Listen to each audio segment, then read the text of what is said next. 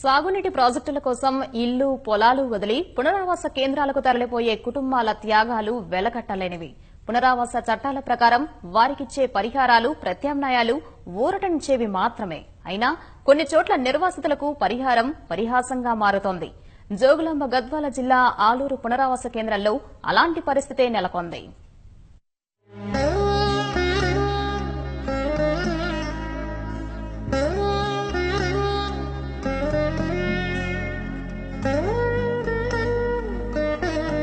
నెట్టెంపాడు ఎత్తిపోతల పథకంలో భాగంగా జోగులాంబ గద్వాల జిల్లా గట్టు మండలం ఆలూరు వద్ద రేలంపాడు జలాశయ నిర్మాణాన్ని చేపట్టారు.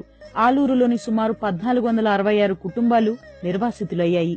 2010లో జలాశయానికి సమీపంలోనే వీరికి పునరావాసం ఏర్పాటు చేసినా కొంతమందికి ఇప్పటికీ పరిహారం అందలేదు. ప్రభుత్వం సాయమూ దక్కలేదు. సుమారు 40కి పైగా కుటుంబాలకు అర్హత ఉన్నా పరిహారం పొందలేకపోతున్నాయి. ఇందిరమ్మ ఆవాస్ యోజన కింద వారికి గూడు దక్కడం లేదు. అధికారులు కార్యాలయాల చుట్టూ కాళ్లరిగేలా తిరుగుతున్నా పట్టించుకునేవారే లేరని బాధితులు వాపోతున్నారు.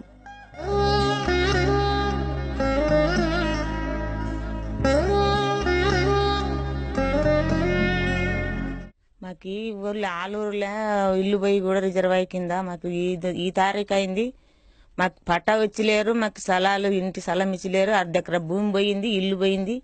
మా ఘోరంగా ఒక కాట కూలిపోతే మాకు కడుపు నిండుతుంది, లేకుంటే ఇంటికాడ నడుపువాసం సారు. మా పరిస్థితి వద్దు.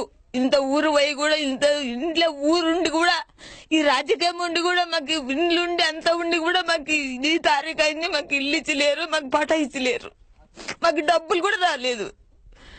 ఊరికల్లా ఒక లెక్క ఉంటే మాకు ఒక లెక్క ఉంది. మా పరిస్థితి ఏముంది? మగులు లేడు, కొడుకులు లేరు, బిడ్డలతో పోరాడుకుంటా బతుకుతున్నా నేను. ఎవరిని పట్టుకున్నా కూడా మాకు ఎవరు ఆసరా అయితే లేరు. మాకు పట్ట రాలేదు. ముందు పైసలు మంది కల్లా అన్ని పైసలు వచ్చాయి. మాకు పైసలే ఒక పట్టలే. మాకు ప్లాట్ కూడా ఖాయం వచ్చినది. ఏమంటే ఊరిడిచిపోయేటప్పుడు అందరు వస్తుంటే మేము వచ్చినాము. ఊగ బరకాలు వేసుకొని బరకల కింద కూర్చొని వానలకి మా తిప్పలు దేవుని గొత్తది. మన ఇంటి స్థలం కన్నా రావాలి కదా ప్లాట్. మాకు మిస్ అయింది అన్నారు. దరఖాస్తులు ఎంతమంది ఇవ్వమంటే అంతమందికి దరఖాస్తులు ఇచ్చుకుంటానే ఉండము.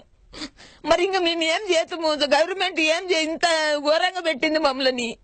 రేలంపాడు రిజర్వాయర్ కింద భూమి ముంపుకు గురైంది.